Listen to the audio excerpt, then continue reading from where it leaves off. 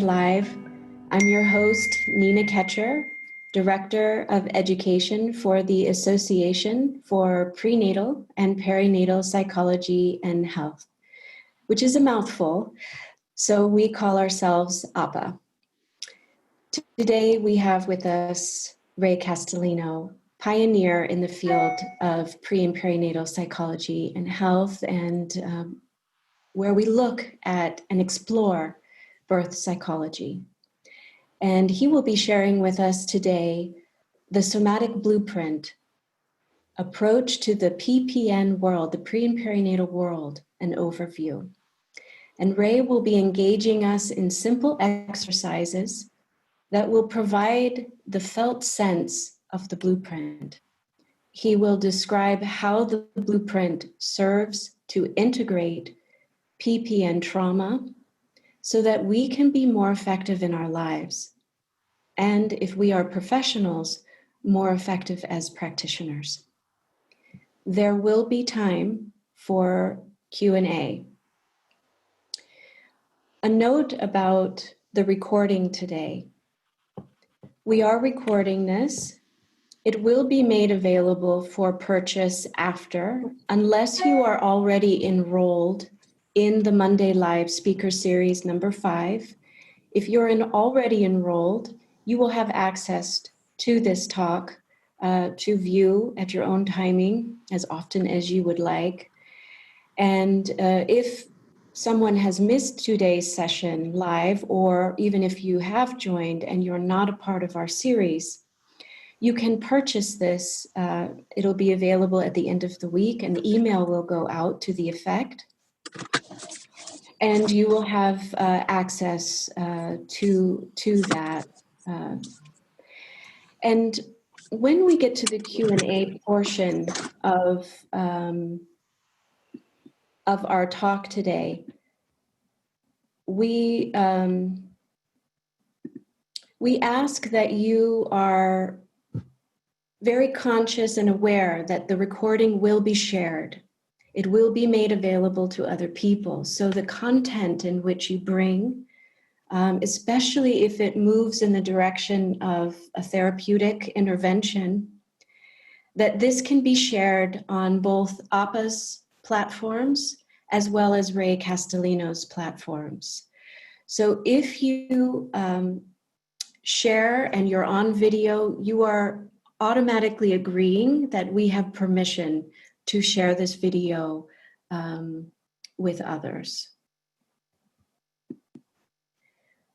And a little bit more about Ray. He's the co-founder and co-director of the BEBA Clinic.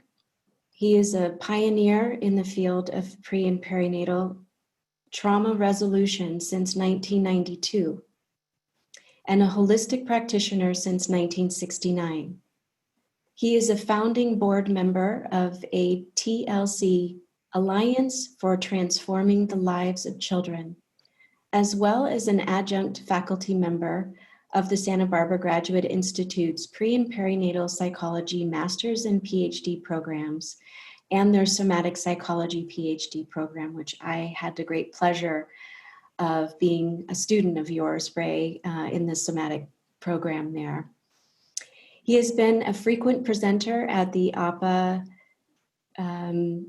the Craniosacral Therapy Association and the American Polarity Therapy Association national conferences and international conferences in the UK, Germany, Spain, and Switzerland. He currently has trainings in both the US and Spain. Ray is the founder of Somatic Blueprint, an approach to pre-perinatal somatic psychology.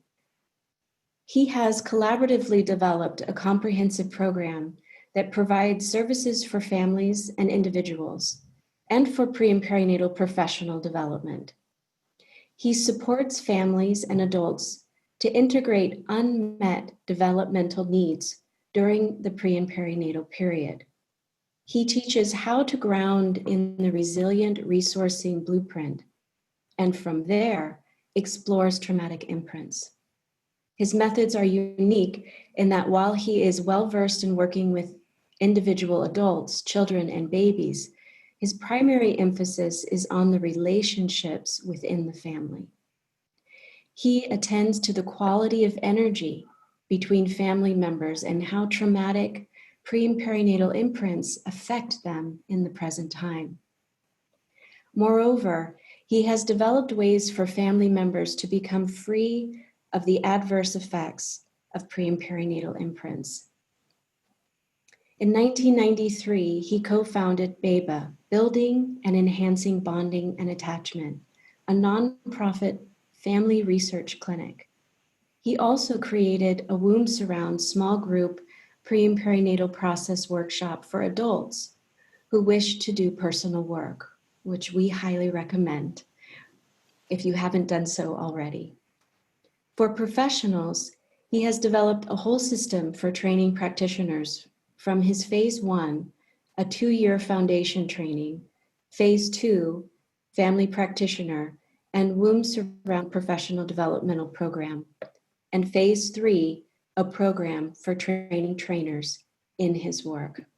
Ray, it is an absolute honor and pleasure to have you with us today and all of your depth of experience and the depth in which you embody this knowledge and how you hold such an amazing energetic field for family health. Thank you for being with us today. Thank you, Nina, and thank you, Appa, for having me, and thank you all for coming. My gosh, we're now at 173 people. That's amazing. I feel very honored to be here with you. And I'm sitting here in Ashland, Oregon at my dear friends Roddenbrook Snooten's house. This is their back deck, and that's some of the view they get. That was so beautiful here.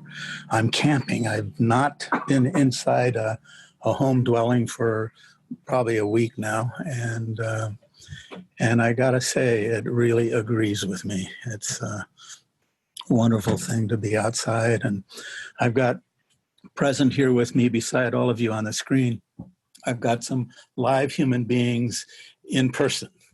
And I have live human beings on this 15-inch square here, into the hundreds now, I think. So, yeah, gosh. So one of the things that Nina said, I think you just already gave my whole talk. One of the things you said was that the work that I put together has been a collaborative effort. And I want to say that's for sure. Not any one of us can do what we do by ourselves. From getting conceived to getting born to living a life, we are all interdependent on each other. And the connections we have and the quality of the connections that we have is the core of how we can live, move through life, and here we are in the era of the coronavirus and COVID, and that's giving us some special challenges and opportunities. But the collaborative effort, even the name of somatic blueprint, that actually comes from Anna Chitty. She coined that term, and she has an extraordinary capacity for supporting all of us to actually deepen into ourselves in a way where the titration is so slight that we hardly notice that we're going in, and we can keep our present age awareness, our present time, the now moment awareness with us as we move through whatever material we have. And that's one of the key things about the somatic blueprint itself. It's reliant on the blueprint. That's something that all of us come in with. We're familiar with the phrase, every mother knows how to birth and every baby knows how to get born. I've had the privilege of working with another one of my collaborators, Mary Jackson, who a home birth midwife, and many of you have seen her at BEBA as well, at APA as well. But she developed the goal to, like, okay, what if the birth team just stayed out of the way and followed the process and held presence, just settled into themselves and held presence? What would happen? Well, when she started doing that, she did, I think, 63 births in a row without any transfers to the hospital. And anybody who intends to birth at home, that's a pretty cool thing. And her transfer rate, until she took a sabbatical about 4 months ago, is extraordinarily low. And so the hospital has a really distinct, important place. And I got to go to several births with her and really see how she holds that space and tracks and learns in the birth, even though she's done, 3,500, 4,000 births, and learn from how mom and baby and her close people are together in the moment, how to support. It's something that happens every moment. So Mary is another major collaborator in the work that I do. Tara Blaskow, she and I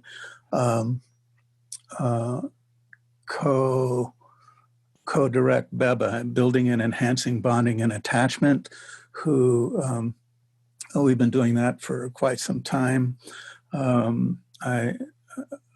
We are in the process, when some of the people that are on here, I think I saw Susan Highsmith, there you are. She's one of the people on our research team. And so when we started BEBA, Wendy Ann McCarty and I began BEBA 1993. So we were 25 years in development. And our goal is still to learn from babies and families what they need, and especially so that they can do repair and recover from challenging births, and also to integrate whatever their birth experience, their gestation experience, their pregnancy experience, their conception experience, so I think I'm going to just slow down here, but I have an intention. I want to name the people that have been that have been in and part of developing the work, this work. David Haas is here. He wrote 2 chapters in a book, I forget the name of it, that has an extraordinary description of this work.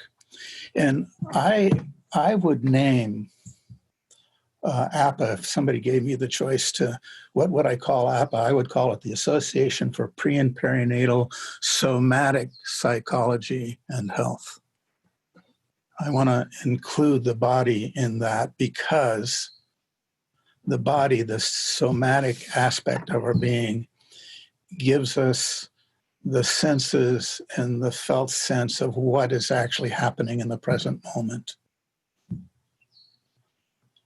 And it's the present moment that actually gives us access to the blueprint. Now, just now, this minute, I'm sitting here with all of you on the screen. I've got Rod Brooks and my friend Shady Rose over there. I get to see them, but I get to look out across the banister out into the woods and the trees, and I get to look across the valley and feel this cool, brisk morning air. And actually, for me, right now, that's all that's going on. You're here, my friends are here, I'm here, and it's a beautiful day. That's it. Now, when I turn my cell phone on and I read the news, the reality changes pretty quickly. And that reality takes us out to further and further, larger and larger levels. I don't recommend that you do that right now. But, and it distorts our perception of what's actually going on for us in the moment. And yes, I'm not saying let's not do our part in our culture's political process. Let's be informed. Let's do our part. All of that. Yes, pay attention to that. But if we want some peace in our life,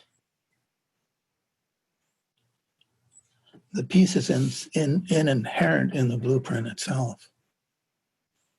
It comes more out of quiet and more out of being still. And it's a cool thing because our bodies are always moving. We're always moving in our bodies. So maybe if you're willing to, and everything I'm going to suggest you have a choice and you can do it or not. If you want to lay back and relax and listen, wonderful, or whatever. But if you're willing to, I've been up since very early this morning, and I'm going to start stretching my arms and putting my feet out and rotating my ankles to stretch my arms back. This is something that's happening. I've been, spending lots of days sitting in the chairs looking at a screen, and today my window is the outdoors. When I'm home, my window has a bird feeder outside, and not anywhere near as aesthetic as this, but it still gives me enough information from my eyes to show me that there's more going on than what I read in the news or what I hear in the news. And that more that's going on is just this moment. So we get that little bit of stretching and moving, and maybe rotate your neck if that feels okay to you. And then if you take your hands, and this is an exercise that I've been doing for decades and decades, to stretch up. I think I might have figured out this exercise when I was hanging out with Rod in the early 1970s. Who's sitting right here. And then just let your hands come and approximate each other. And while you do that, feel where your butt is. And maybe you're used to playing this game with your hands, and you can get the felt sense of something forming between them.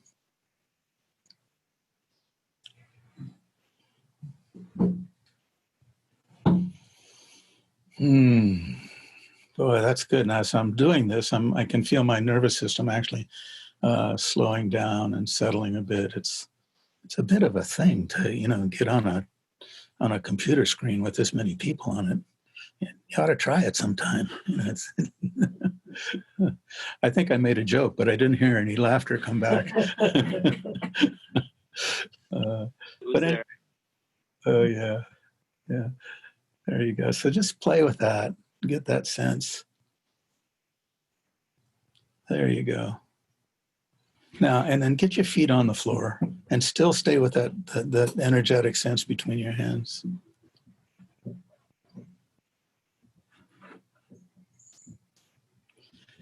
Now, what I like to do with this is I like to actually open my hands out now. Open your hands out as if all of us are in one great circle. And notice what happens.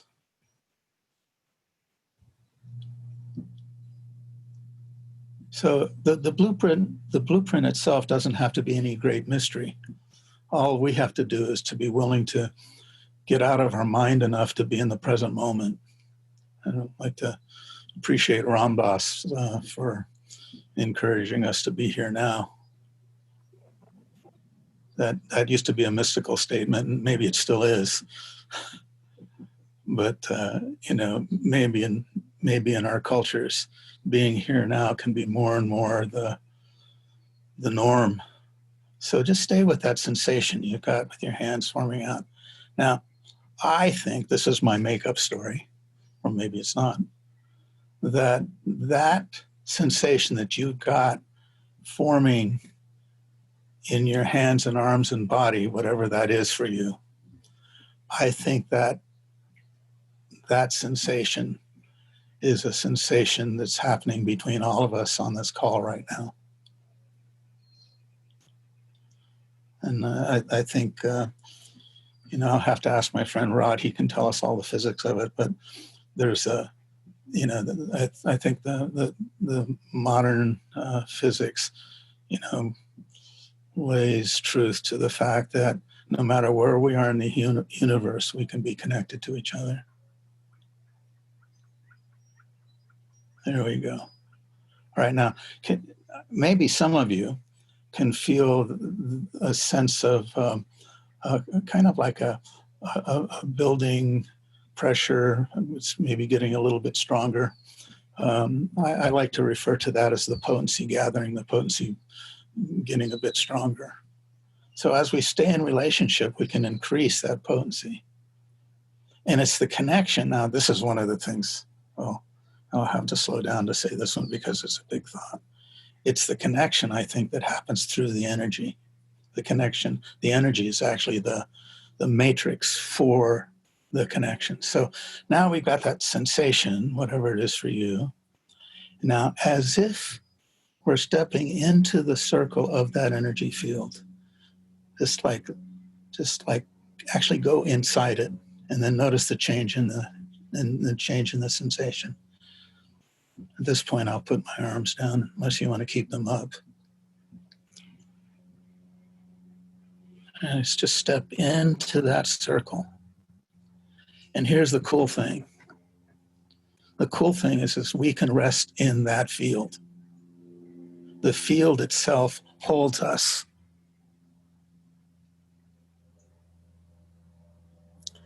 We can rest in that field.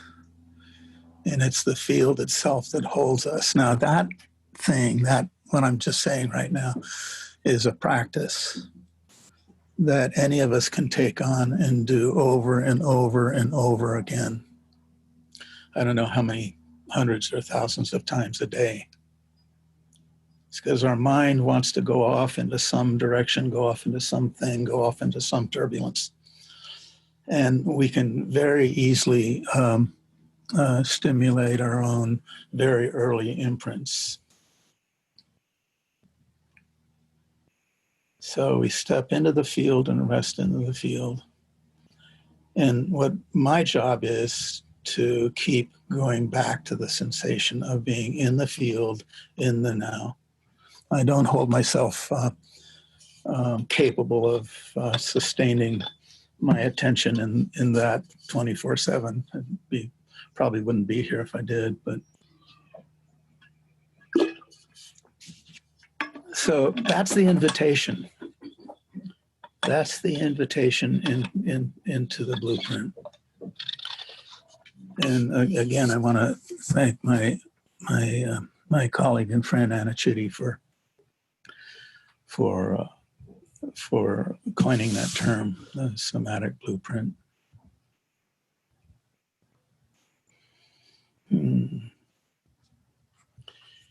Yeah, I remember back in the late 1980s, I was working in my chiropractic. I'm getting some feedback. I don't know where that came from, but at any rate, I was working in my chiropractic practice, and I had two kids, Sandra Castellino, who's on the call here somewhere. We were raising my son, Sean, and we had a daughter, Sasha, and I'd do cranial work with them, and they'd start moving in very slow ways and making little noises, and that happened in my practice as well. I'd be holding babies. Moms would bring their kids, and one thing for sure is babies and kids, they never come and get a treatment by themselves. They always come with somebody else. And so I'd be holding maybe a baby's head, and the baby would start to move, and then the baby would make some sounds, and the mom would say, "Oh my God, that sounds just like my labor sounds." And I would realize that baby was actually telling their own story, and through the movement, and if you study how mom's pelvic shapes are and baby's craniums are shaped and so on, you can see how the baby went through a passageway, compressed through it if the baby was born head first or butt first, or each baby has its own movement pattern, and has imprinted their story, which they're very happy to show us if we get quiet enough to notice. So I'm referencing that because this was happening in my chiropractic practice, and a friend, Cindy Rawlinson, said, hey, there's this guy who lives here in Petaluma. His name is William Emerson. You should look him up because he's talking about that same thing. So I immediately called. I got off the call with Cindy, and I immediately called William up. And I got this very gentle, warm, inviting voice on the other side. And William said, hey, in 2 days, I'm going to be at an APA Congress in San Francisco. And why don't you come? So I closed my practice down and drove to San Francisco and met William Emerson. And William gave us some really incredible direction. He was. I had three major things that really stick with me. One of them is that everything has a spiritual origin, and he was adamant to do our best to look at what is the baby's experience. And then the third thing he said, if we want to know something about that, what we need to do is to do something about remembering our own entrance into the creation and our own birth. So those three major things stick with me, and it's really true. If anybody wants to know something about pre and perinatal somatic psychology, sit with someone, get quiet, have an intention, and wait. And little by little, our body will come forward with the information that's stored there. It's stored in our body, it's stored in our field. And we will find the movement patterns just like the baby's shown to us. So those three things from William actually informed the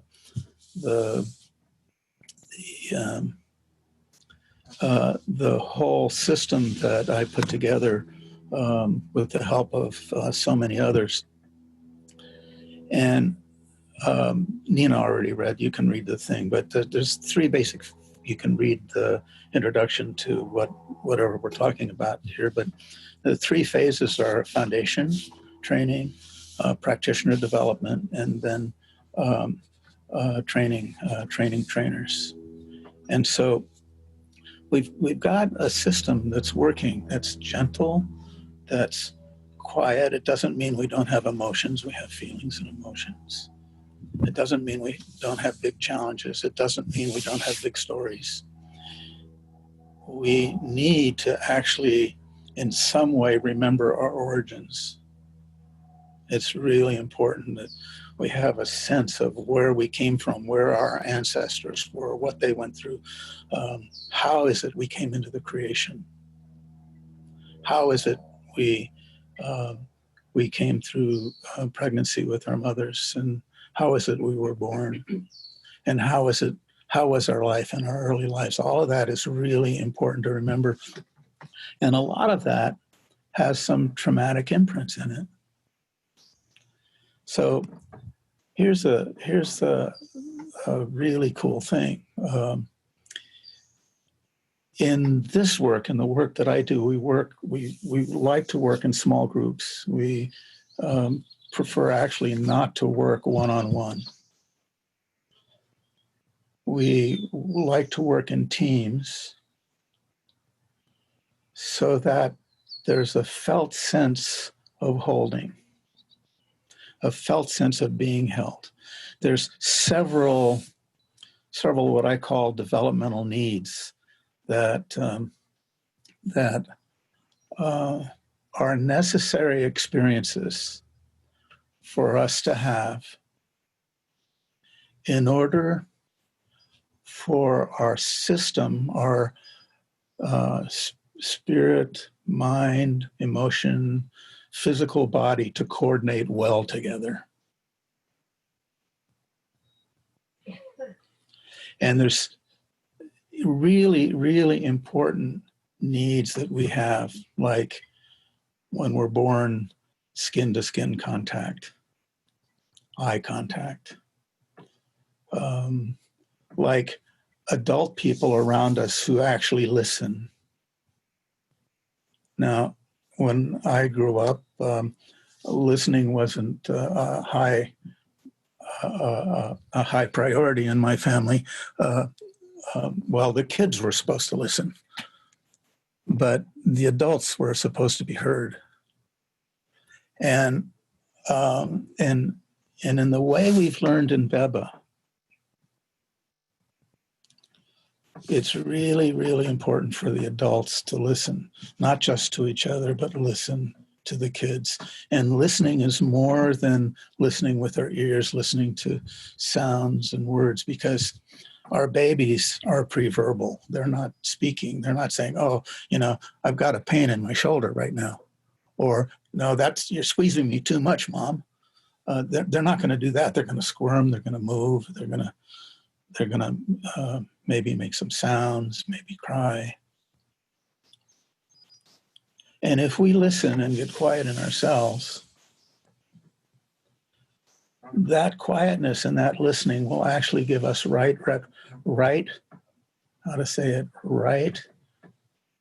relationship with our kids. And as we know from the bonding and attachment world, we know that we don't have to do that 100%. We have to be good enough at it.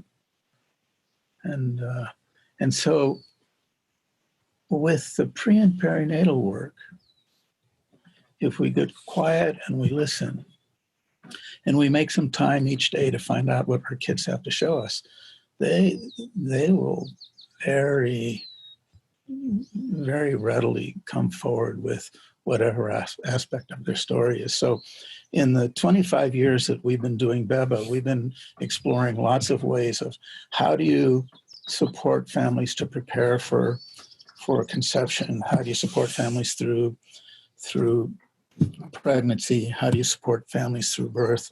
And especially, how do you support families after kids are born and as they grow up? Yeah. So maybe I've sent a whole bunch here. Why don't we, I think probably I should be quiet a little bit. This mouth has been going, yep. Look over at my friends here. Oh yeah, there's people and you're all here. And the interesting thing, oh, he's going to talk some more. Okay, what is he going to say? Okay, the interesting thing about being on screen, this whole screen thing is in part an adaptation to not being able to be in person. Like our work requires touch. Raising children, raising babies requires touch. Conceiving babies requires touch. And we're living in an era where they're saying, don't touch, stay away from each other, cover your faces. All of those basic things that, a baby needs to see her mother's face. A baby needs to feel the warmth of her mother, of her father, of the mother's partner. The baby needs to feel the containment of their presence. And the baby has to find a way to attach to us. Their survival is dependent on how they attach and whether or not they attach. So here we are in this era, and we're being given an extraordinary challenge and also opportunity. It's quite amazing because, even the use of the screen here, all of us can have the feeling of being connected to each other. And the matrix for that connection is in the energy field. So I'd like to go back to that exercise that we started with a little while ago. Let's look at the time here, 9:35. Oh, 36 minutes. Oh, that's pretty good. Okay, and just right now, if you've been looking at the screen, look away from the screen. Look out a window if you've got a window. Look at something aesthetic to you. Oh, my friends Rod and Brooks looked at each other. It's very sweet. Feel your butt on the surface you're sitting on if you're sitting. Feel your back against the surface. Is that?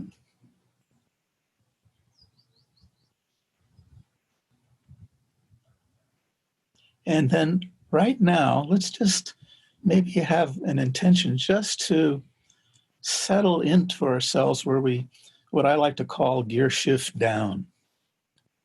Is where you just gear shift down and actually settle in a little bit more. Now, don't look for anything. Our histories are there. We wear them on our sleeves. I walk around with mine all over the place. So, and if you watch me long enough, you'll see my history express itself. But just now, just with the intention of settling in a little bit toward quietness.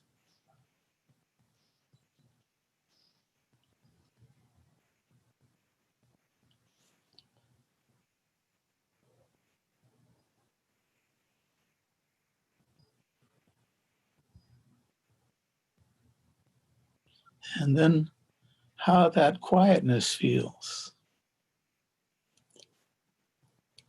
I can sit and be quiet for a while, but then my mind will come in with something, and can I go back to the quiet?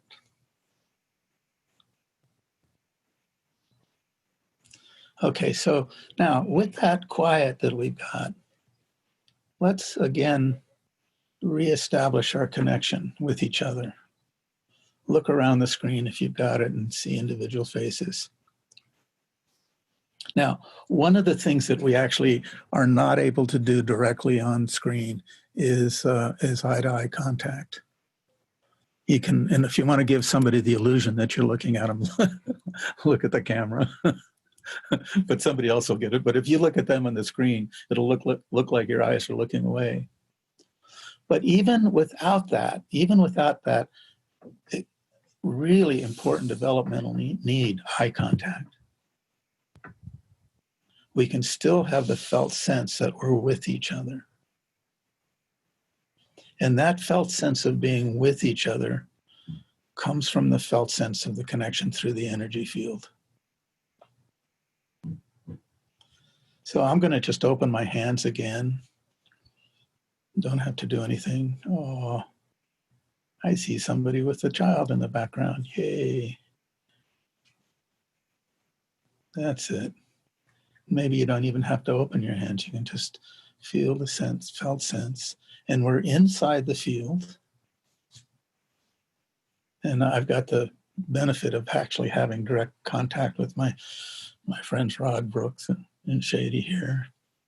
That's actually really helpful.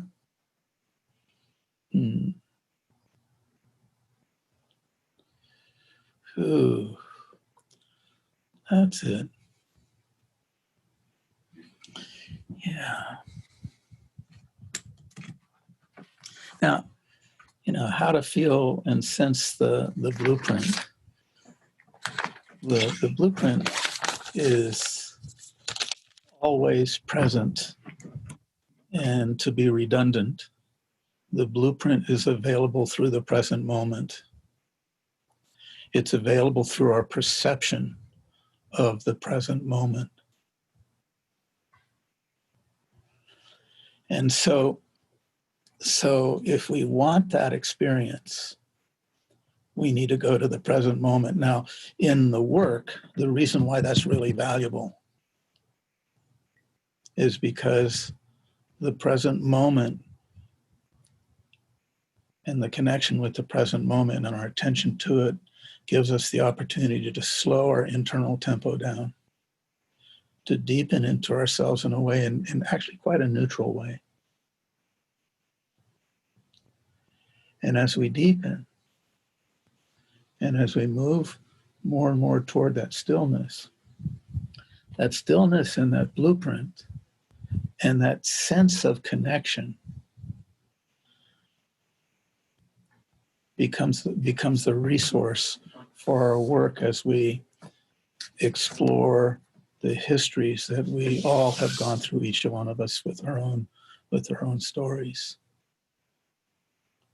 And so in the process of doing this work, we have the opportunity to identify more and more with the blueprint experience and less with the traumatic entrances we had into the creation. Now, again, I'm going to be redundant. It's important that we not forget how we came in. So many of us have all kinds of symptoms. We feel things in our gut, in our bodies, sensations. And I would venture to say, if anything is anything that I've learned from doing thousands of sessions in small groups and situations, is that most of the time, those uncomfortable sensations we've got are in the realm of what the neuropsychobiologists call implicit somatic memory. And if those implicit somatic memories don't have words with them, they're just sensations, the likelihood that those sensations are early memory is very high. And so it's how we learn how to relate to that implicit memory that actually gives us the opportunity to learn how to differentiate what happened when, to differentiate the sensations of what happened when there was discord in my family, or what happened when I was born. Gives me the opportunity to say, oh yes, that happened then. And right now I am sitting here in this most beautiful place in the world. Oh my God, with trees and cool breeze and green and good friends. Actually, that's all that's going on now. And most of those other sensations that we've got going on in our body most often are implicit memories. And so how we come in relationship with those memories, and this is where the work happens, is where we get to find a way to say, oh yeah, that was then, this is now, this sensation is telling me this part of my story. Or maybe it's telling me a whole stack of stories that are bound together in what Stan Grof calls coex matrix. So as we go through the process, we get to unravel the story. And I said earlier that we like to work in small groups. And the reason for that is there's this whole thing that happens, especially when babies are coming in. And that whole thing is, we'd like to reference as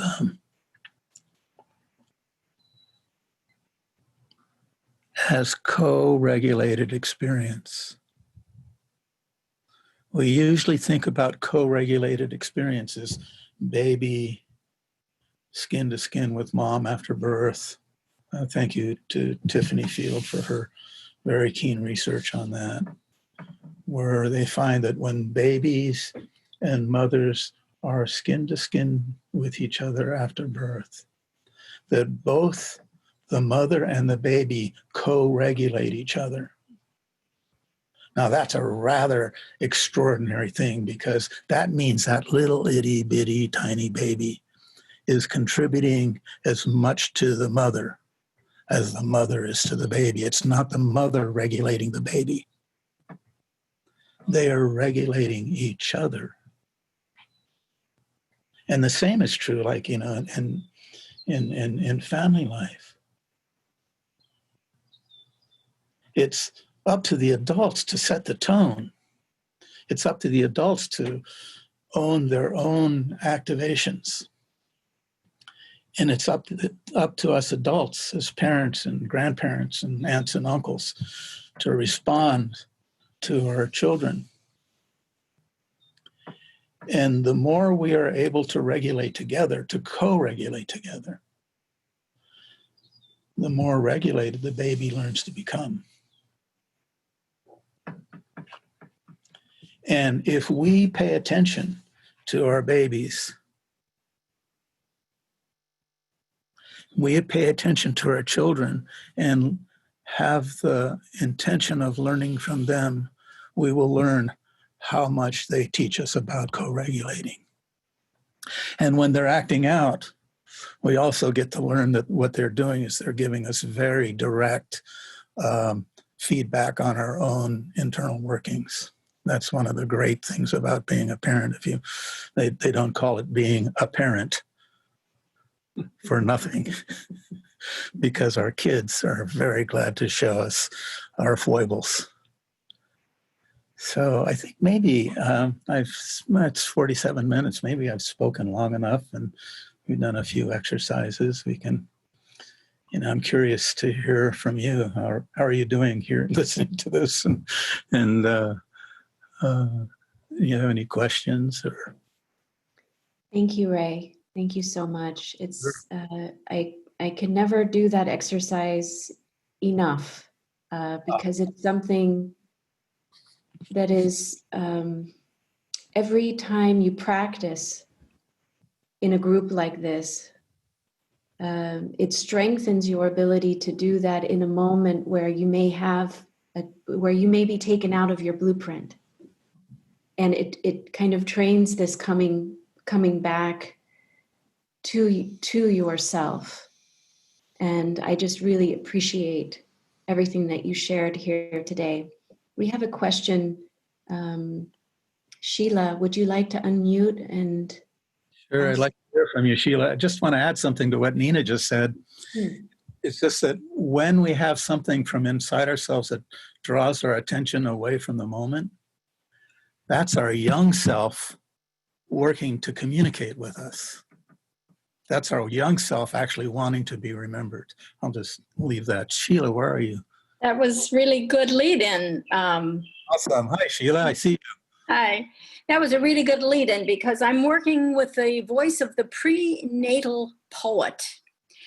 And I'm trying to work with the time from where I am right now in my 70s to embrace what I did coming into form in a way of mapping going out of form. So how might your Becca work apply to preparing for the dying process? You got the question of millennia,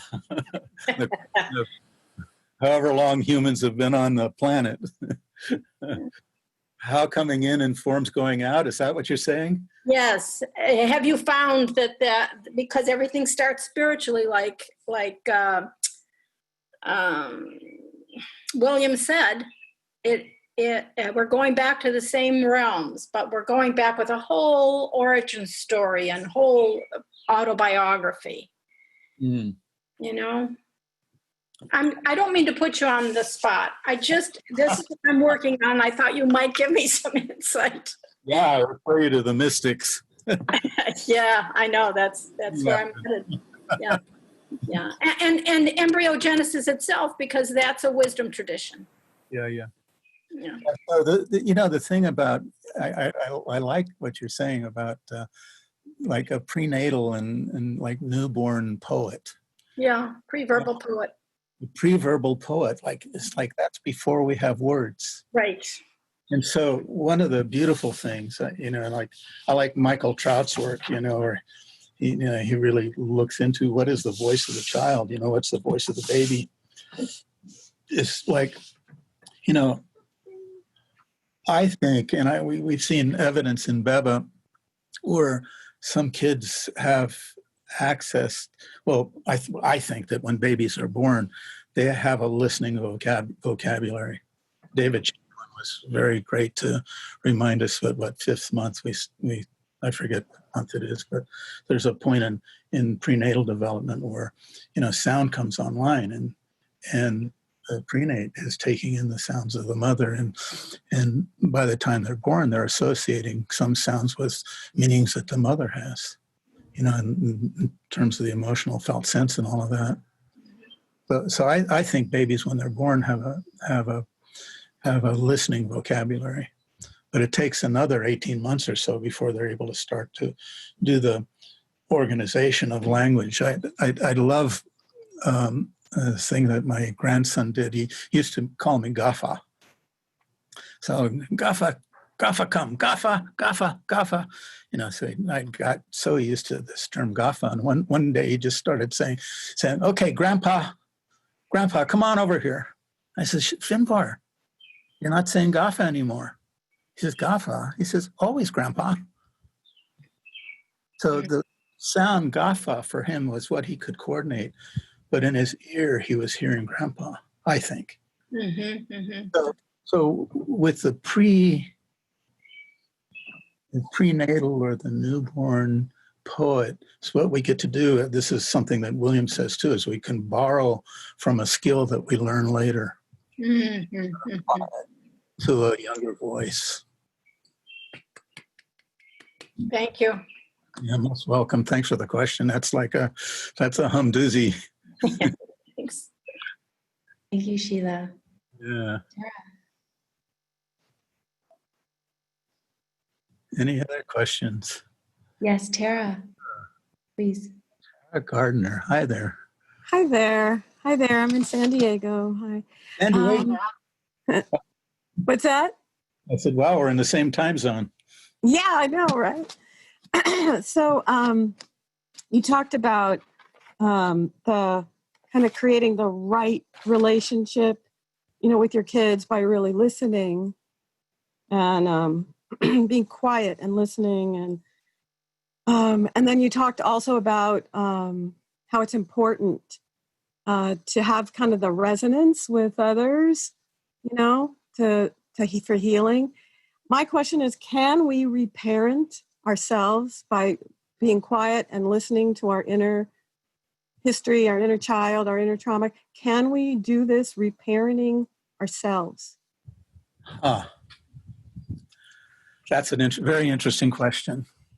Can I reparent myself?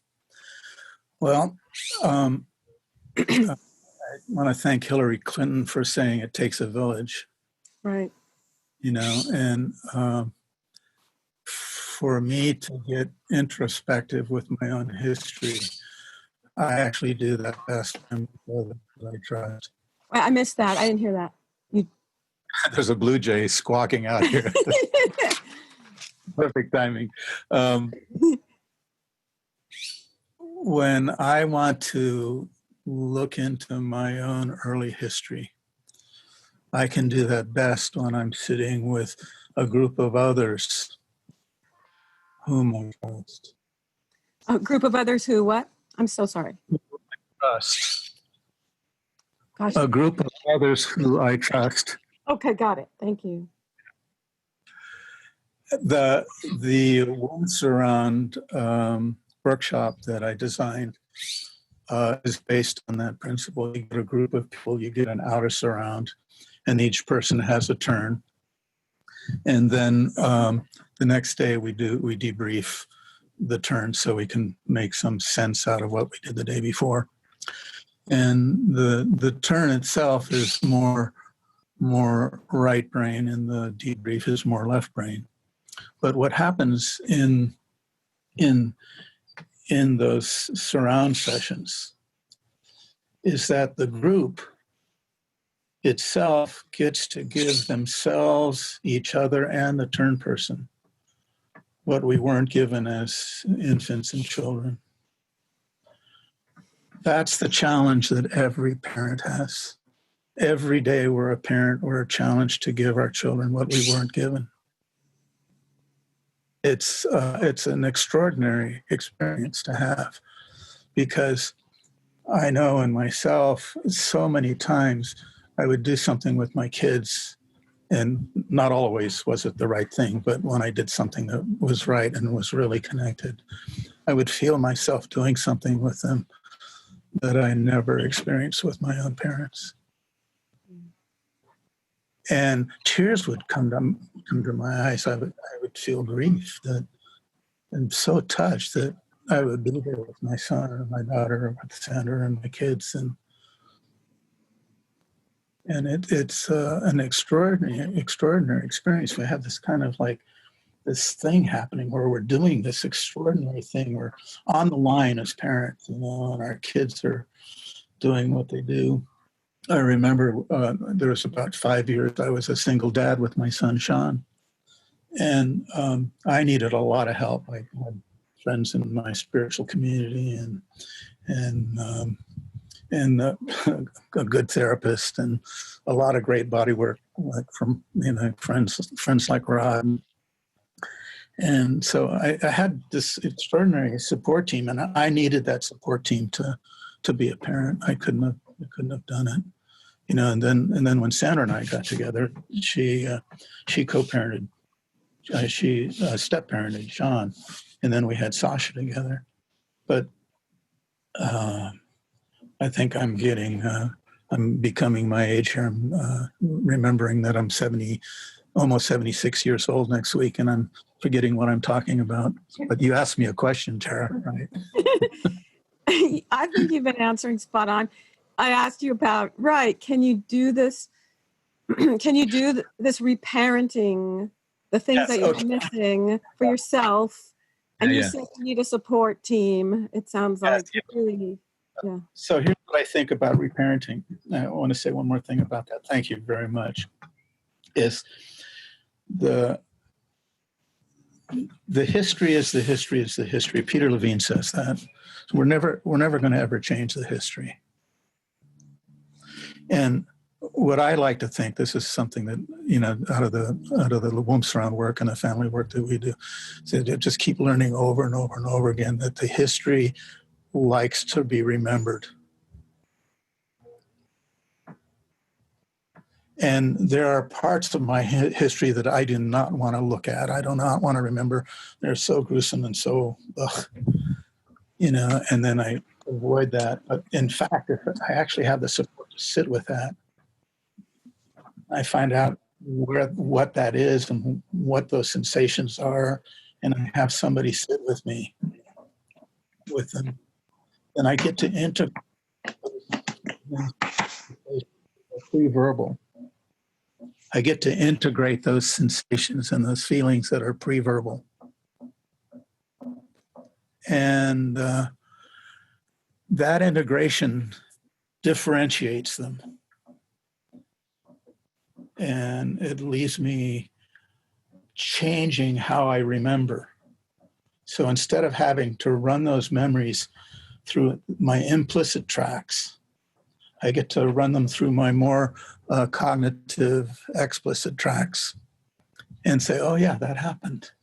So I get to have an inner dialogue with myself, say, oh yeah, oh hi little Ray, oh thanks for reminding me. Yeah, good. I think thanks for the question. Yeah, thank you.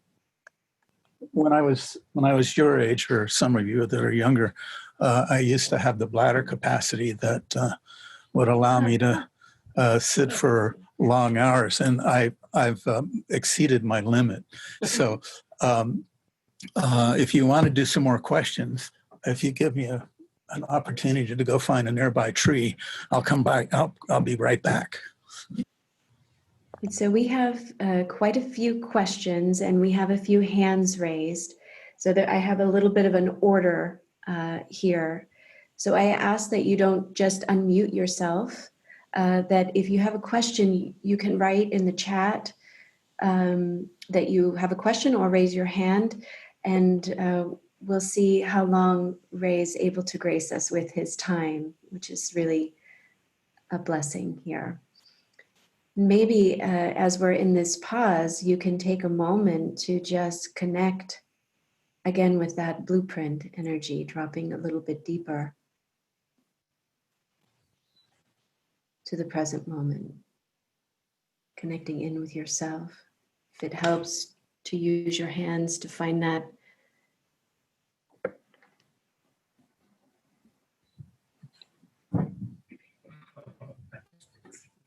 And if you have maybe some words to name experience of what that feels like in your body, it can, I was just sharing, Ray, I was having them connect again back to their blueprint, to the present moment, and invited them to, think about some words to describe how that feels in their body. Yeah. As a means for, in a moment's invitation, to think on that. Oh, that's what that felt like. Yeah. Yeah. Yeah, that's the next step. Really. Yeah, and if we had more time, we could break out into chat rooms, and you can talk to each other about what your sensations are, especially focusing on your sensations. Really appreciate Peter Levine's emphasis on finding sensate words, and also the way Anna Chitty supports us to just like settle and settle and settle, and then keep giving words, just simple, descript words. Beautiful. We do have some more questions, Ray. Oh, sure, Mark? go ahead. Thank you for staying. I appreciate the break. Many questions coming your way. Thank you for staying. Mark? Thanks, Nina. Hello from London, England. I'll be, as a 50-year-old, I'll be easy on the mid-70-year-old. Thanks, Ray. I have kind of a maybe somewhat more grounded, rooted question initially, and then a second question. You mentioned Stan Groff. Yes. And of course, humanistic and transpersonal background, etc. with him. In non-ordinary states. I do work within transpersonal and humanistic counseling. I just wondered if you could say a few things about your experience and the relatedness to BEPA. You referenced your own journey in personal therapy and personal body work, but I just wondered about how that might fit within talking therapy. And then I had a second question, if possible, about everything that starts spiritually, but I'll pause there. Okay, so I'm thanks for the pause. So I'm trying to understand your first question a little bit better. The summary, Ray, would be how do you see BEPA and the work that you've done within talking therapies? Like, how would a talking therapist work BEPA in, or would that be kind of more of a separate practice? Yeah. Okay. Yeah. Good. Thank you. So one of the things that I like about our work is that less a therapist and more a coach. Okay. I think we're more coaches than therapists. One of the things I didn't say, and some of you have probably heard me say this, is there's 8 principles that we have in our work. And all of those 8 principles actually support co-regulation and relationship. And so what we get to do is we get to, like in BEPA, we get to sit with families and we get to observe how they are together, how they communicate, how they play. And so in the Bevel work, when there's kids around, you know, you don't sit down in chairs and talk to each other. You play, you throw balls, and you play with dolls and dinosaurs and do all those kinds of things. So it's in the realm of play. And then what we do is we get to work with the parents so that the parents, they can watch us and be involved as we're interacting with their kids. And they get to go through the process over and over and over again in the sessions of what it takes to be in a fairly scattered way of being together to come into a resonant field. So a person can have the same feelings that they're having in a scattered connection to having that same feeling in a resonant connection. And when the resonant connection happens, the nature of the communication changes, the nature of the connection changes. So that's a kind of a nutshell of the Bevel work. There's a family, and if I tell a story, I've got the permission of the people to tell the story. There's a family that we work with that had a 6-year-old boy, and they had, for 6 years, just really worked hard to make sure that kid had everything he needed. He was an only child, and by 6 years old, he was running the family. The parents had nothing to say about anything. This kid was quite a good director himself, but and so the parents had to do something where they let this boy know that they got the roles reversed, and it was quite a process. And the dad came. He the first probably 6 or 8 sessions, we did maybe 20 sessions or more, I don't know, with this family, and the dad, he couldn't see what the heck we were doing. He was questioning it all the way along. He was a skeptic. And then one day, the whole thing changed. You know, the nature of how they're playing wasn't one day, all of a sudden, the light turned on, but it was gradually. But he observed that his family was changing. He was having more connection with his wife.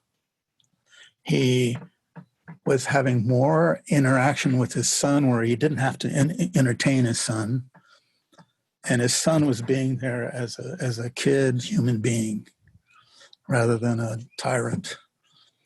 And that guy, he became a believer. I mean, it was like, you know, it was incredible. But the means is we demonstrate. We have phone calls beforehand with the parents, or we meet them in person beforehand if we can, if they're not in crisis. But if they're in, you know, we find out what their intentions are, what they want to get out of it.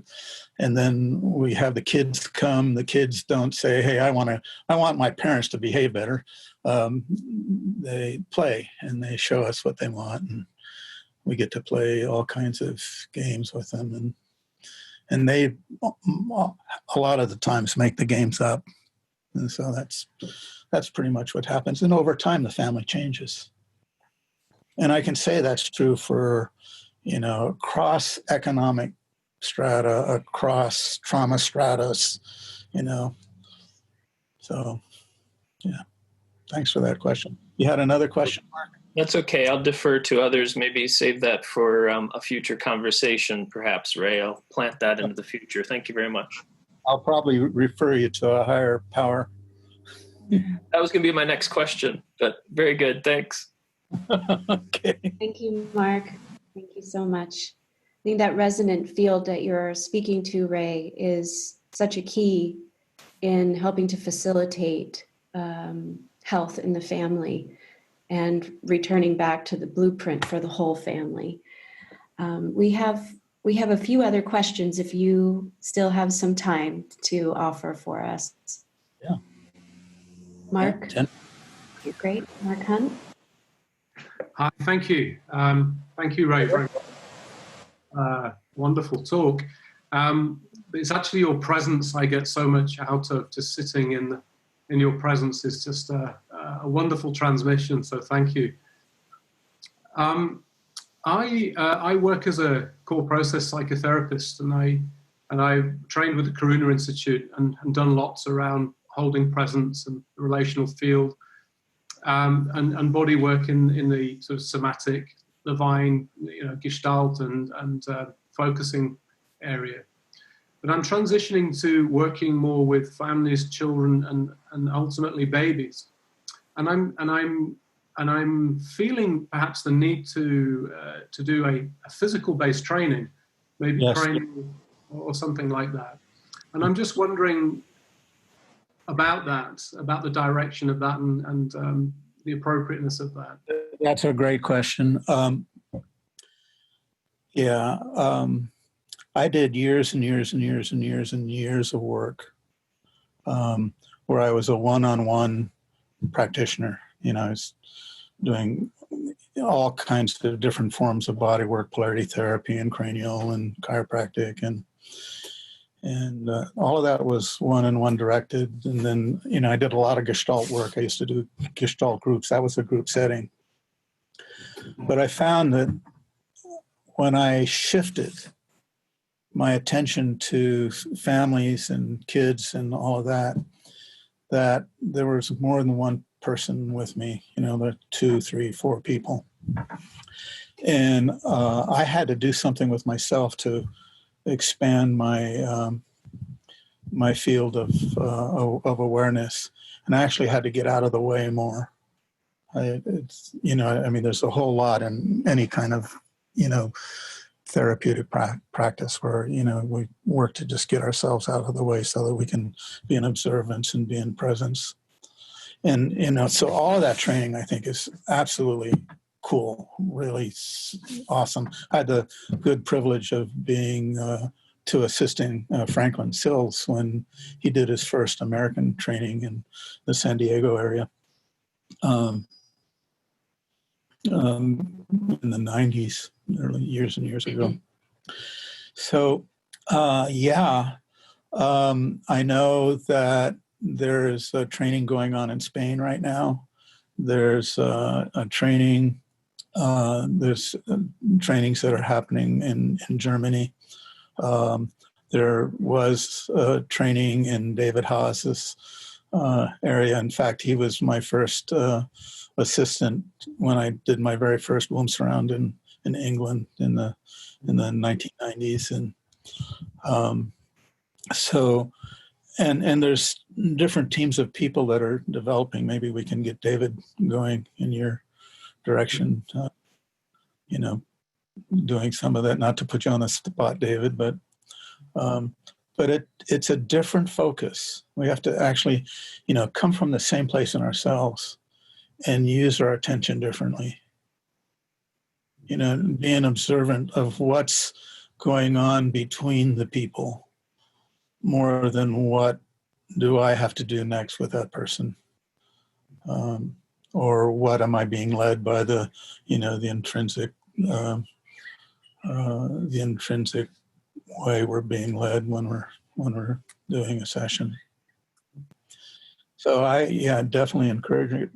In our trainings, there's a good percentage of the folks come out of craniosacral trainings, and some folks have long years of practice, and some come from psychotherapy, and some come from different aspects of the pre and perinatal work. So I hope that's helpful. But and right now a physical practice is right now is curtailed.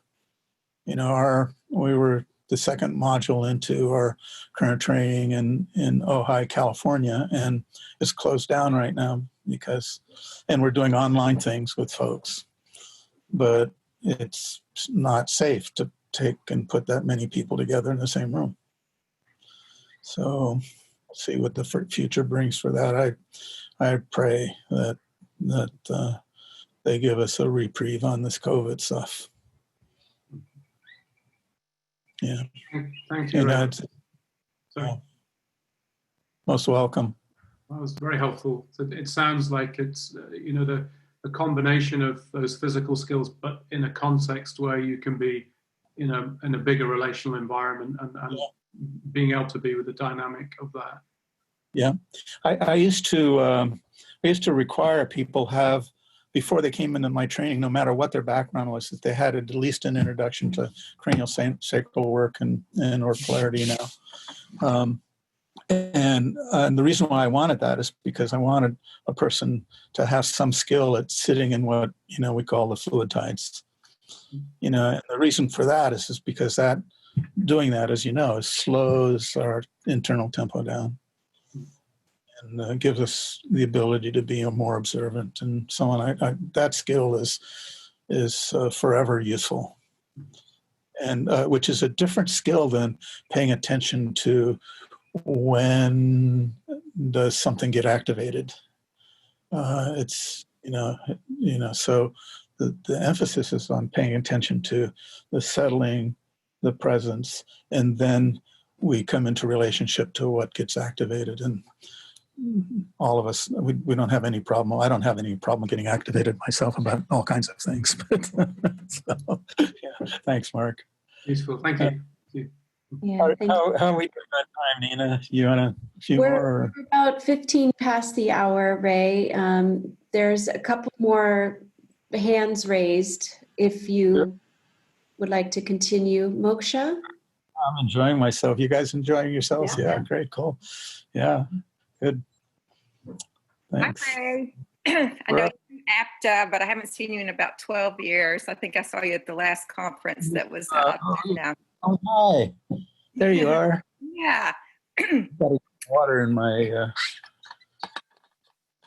So I really appreciated what you said about any time that we're taken out of presence, it's our young self jumping up and down or needing something or saying something. Would you be willing to give an example from your experience of that? How many? Oh, yeah. Okay. So before I do that, I want everybody to just anchor into yourself. And so, get where your butt is, where you are. And because I'm going to tell a little story here. I don't know what story I'm going to tell yet, but I want you to actually have a boundary for yourself to identifying with the story I'm going to tell. So that's a good practitioner skill, I'd say. So let's see. So, what everybody knows what a trigger is. And I think everybody on this call knows how to get triggered. And I think that especially if we have been or are in an interpersonal relationship, we even get to know how to get triggered even more often. In fact, if you have the fortitude to live through it and withstand it, which I got to admit, I got some work to do in that regard of myself. But these triggers invariably happen because somebody says something, or they look at us in a particular way, or we hear something on the radio, or we read something, or the response that comes, I'm calling it a response, maybe a reaction. Somebody says something, we get angry. Anger itself is not a primary emotion. It's a secondary emotion. It comes in reaction to something that gets triggered. So I'm being vague right now, so I'm trying not to give you something to identify with. Good luck. So let's see, when was the last time I got triggered? Well, yeah, I don't want to use that example. It's too revealing. In fact, I'm so good at it, I can forget them and avoid that even happens. So we have all of these responses in us where we get triggered. And invariably, if we sit with the trigger and we sit with presence with the trigger and we titrate our way in, thank you, Peter Levine, for that term, our way into whatever is in and around and below, and where does that trigger come from? I would venture to say that most of the time it's going to come from pre-verbal experience.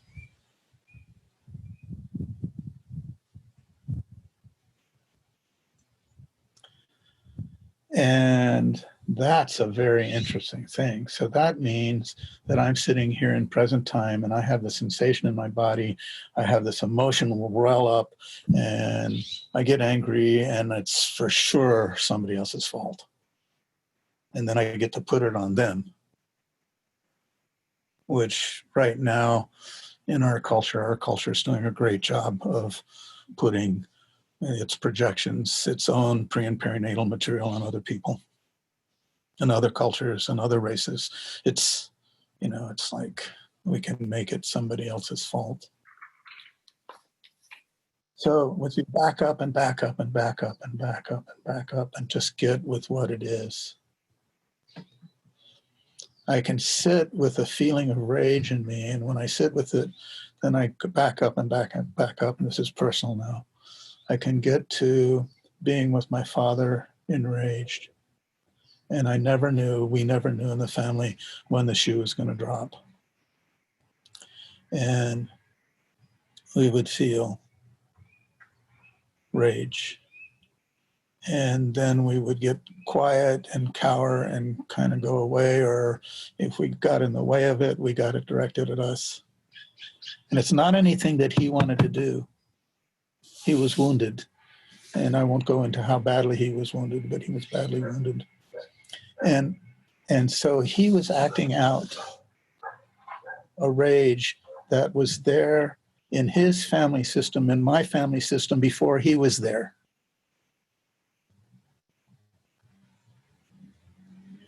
And then I got to feel it, and I got to internalize it, I got to identify with it, and I got to be rageful. And I would submit to you that that rage was there before I was there. That rage that you feel was there before you were there. Now that's what a statement. That you know, if I can really drop into the truth of that, it frees me so that when that rage comes up, I can go, oh yeah, that's not me. That was there before I was there. There's something else in me that I actually want to bring to this moment. And that something else might be just like, instead of being rageful back at somebody who's rageful toward me or who's angry with me or I did something or I get to be quiet and go, oh, wow, what an opportunity. And this happens with our kids all the time. I remember when I was a single dad, I was under-supported. I didn't know it. I thought I was supposed to do it all by myself. That was one of the great imprints that I got from my immigrant generation. If we were going to make it, we had to do it on our own. And so I thought as a single dad, I had to raise this kid by myself. It was not possible. And he would do something. He would get really pesky. Sorry, Sean. But he's 51 years old and an extraordinary human being. We've got great kids. I get to go see my daughter in the next couple of days. But Sean would do something. And what I realized after a time, that he would do something, I would have a reaction. And that reaction had anger in it. And if I was fortunate enough to get quiet enough to look and see how he was feeling, he was actually feeling the same way I was feeling in reaction to him. Take that in. He was feeling the same way that I was feeling in my reaction to whatever he did. That even though he could talk, he had words, by the time he was 3, he knew how to say the word why, 40 times in 30 seconds. But my reaction to him gave me information about how he was feeling. Now that is really, really useful. Because if I realize that as a parent and I feel myself starting to react to my child, What I need to do is to get quiet and say, okay, that reaction might be giving me information about him or her or any other human being that I hang out with. That my reactions that I don't like that come out of my own imprints might be giving me information about how another person is feeling. This is really useful if we're in the therapy business. Really, really, really useful. We call it countertransference. The psychologists have that big term for it.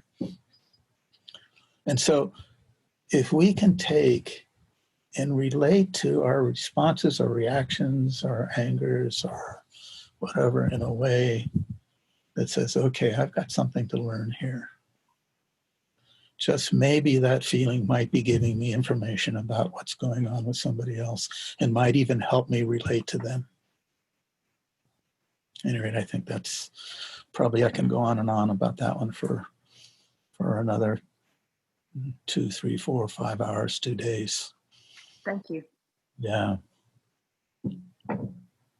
Thank you, Moksha. We have one more hand raised, Ray, Good. for our grand finale, if that's okay with you. Yeah, thanks, Nina. I can feel the energy kind of settling now, too. It feels like we're coming toward a close. And we have one more hand. Where is it? Where's your hand? Speak. Ayuna? Where are you? I don't see you. Maybe you're I'm here. I'm here. Oh, there you are. From Denmark, Denmark, Copenhagen. And I'm really touched of what you said, and I'm like kind of trying to change my question because we are in the end of the talk. Yeah. So you were talking about implicit and explicit memories, and my question was actually about the transgenerational trauma. So in a way, you kind of digged into it in the end, for me at least, when you start talking about reactions of something that comes to you and you do not understand where it comes from. And I'm jumping away from all my examples because of the time, but for me, this dealing with how to honor your explicit memory. For, you're here and now, when you get this signals or notions or energy for something you do not know what comes from, the implicit memory. I don't know if you look at it in this way, but I do. So how would you, what's your take? For example, if there have been,